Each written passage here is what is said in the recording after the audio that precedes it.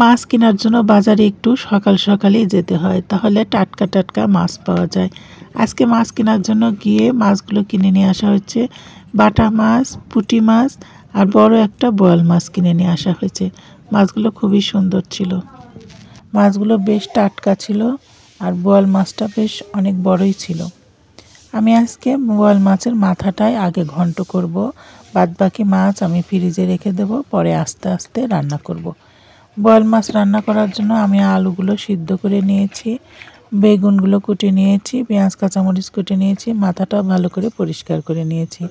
এই বোয়াল মাছের মাথাটা আমি এখন ঘন্ট করব। মাছ রান্নার জন্য শুকনো খোলায় কিছু গরম মশলা আমি ভেজে নেব।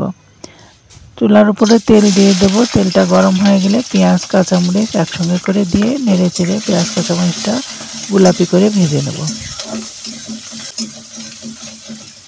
সব মশলাগুলো আমি একটা বাটিতে নিয়ে নিয়েছি। এখন মশলাগুলো, পেঁয়াজটা গোলাপি হয়ে গেছে, তার মধ্যে দিয়ে দেবো। বেশ কিছুক্ষণ ধরে মশলাটা কষাতে থাকবো। সামান্য পানি দিয়ে মশলাটা ভালো করে কষাতে থাকবো। মশলা থেকে তেল ছেড়ে দিয়েছে, এখন মাছগুলো দিয়ে দেবো। মাছের মাথা কাটাগুলো ভালো করে কষিয়ে নেব।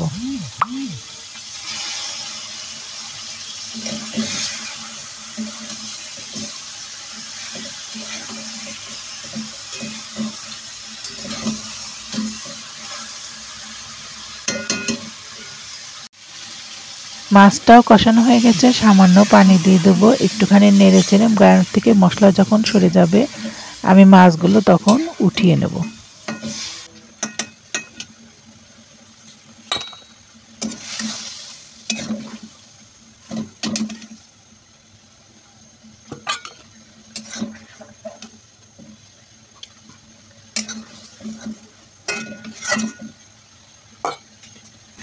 কষানো মশলার মধ্যে আমি বেগুনগুলো দিয়ে বেগুনগুলো ভালো করে কষিয়ে নেব।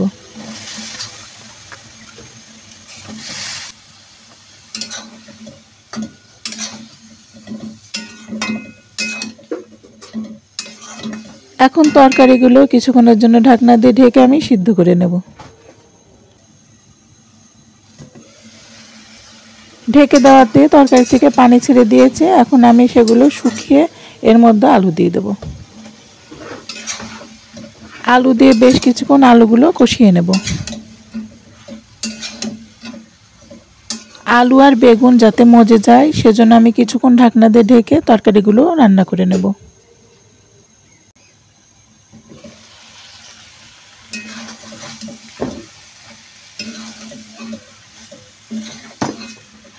সামান্য একটু পানি দিয়ে তরকারিটা কষিয়ে নেব।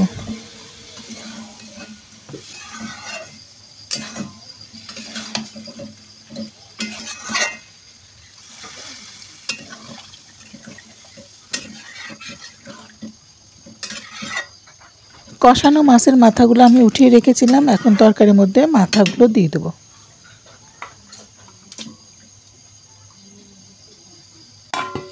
ভালো করে মাছের মাথাটা নাড়াচাড়া করে দেবো যাতে তরকারির মধ্যে মাথাগুলো বসে যায়। ঢাকনা দিয়ে ঢেকে আর কিছুক্ষণ সময়ের জন্য আমি তরকারিটা রান্না করে নেব।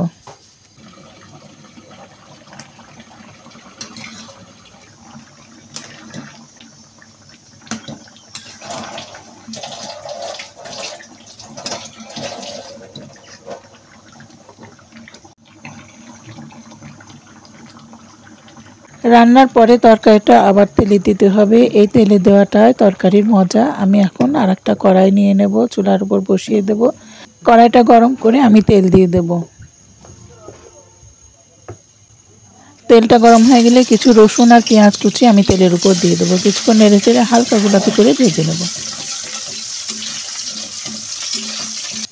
পেঁয়াজ রসুনটা গোলাপি হয়ে গেছে, আমি এখন চুলার থেকে নামিয়ে নেব।